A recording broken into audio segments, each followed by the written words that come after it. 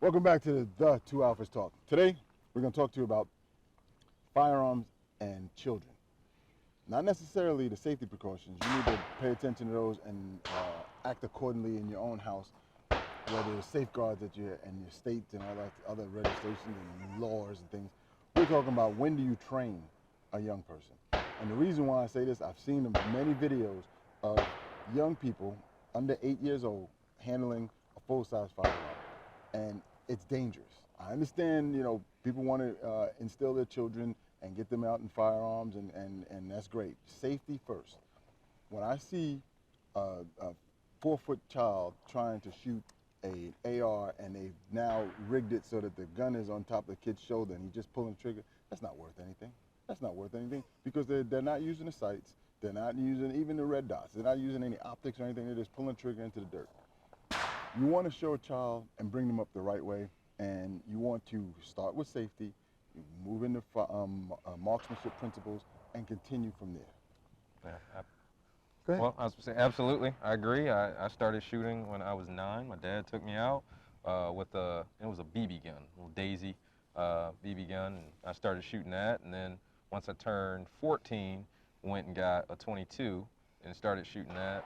And then by the time I was 18, I'd actually shot full-on rifles, ARs, AK type guns. Me, I'm not going to give my history because it's probably landing me in jail. But,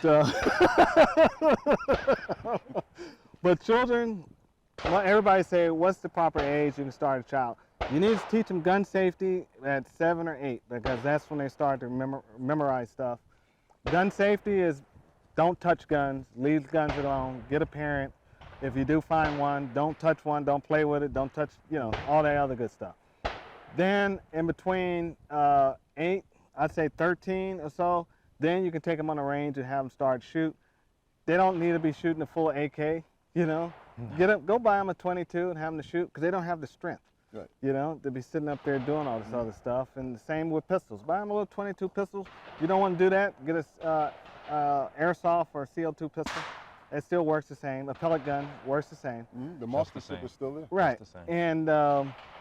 And from there, once they become 17, 18, you can start teaching them rifle, shotgun, and have them to start shooting local competitions, things of that nature, and with your supervision.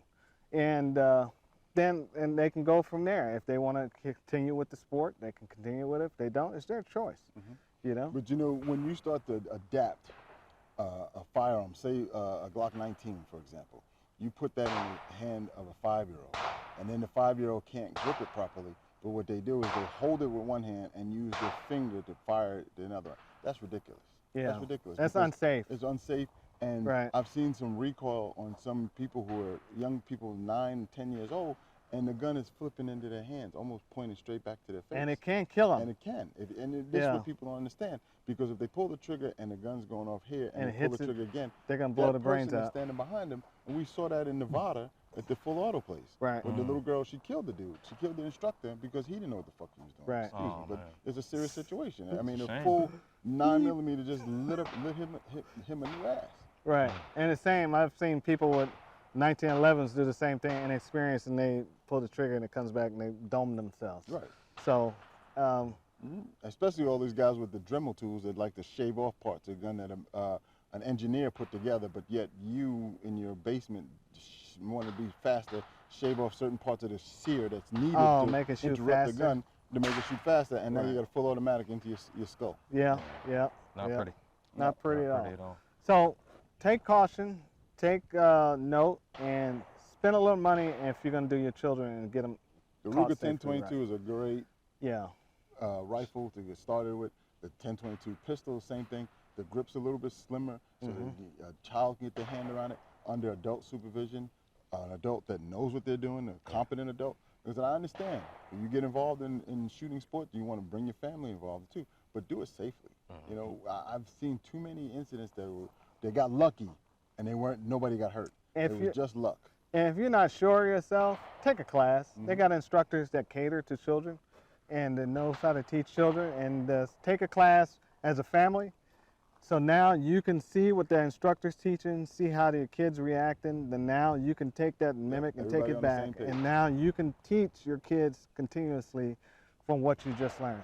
Yeah, and I've noticed some people want to try to shield their kids from firearms and not tell them what they are, or how to work it, or hide them and things. And I've often been of the mindset, you should tell them. You should let them know what it is, how it functions, how to be safe with it. You know, with adult supervision, so that it's not something that becomes curious and they want to always go and try and find it, because kids will go and find that type of stuff. Right. There are a lot of programs out there. I know everybody has a when they hear NRA, but the Eddie Eagle program is an excellent program to get kids started in. And you don't even have to be an NRA member. You can get that information directly from any website. So yeah, there's a bunch of good programs out there. You don't have to, like I said, you don't have to shield them. You teach them right, you take the curiosity out of it. And if you show them what the damage this thing can do, and it's dangerous, and That's it, still right. that That's it's it. dangerous, and there's It's no not coming, television. right, It's and there's not. no coming back from this thing once the trigger is pulled, and you hear that pop.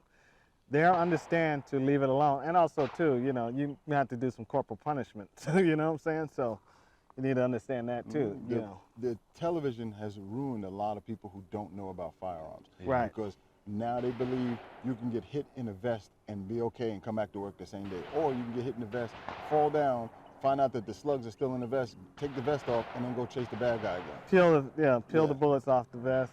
Doesn't Yeah. work that way. Nope. Or you can get hit by a shotgun and blows you across the room. Yeah, that too. Right. It blows something. Or you get hit one time with a 9mm and it blows you across the room. Right. There's a lot of people know that's not true. Yep. So, but that's another video. Not enough people.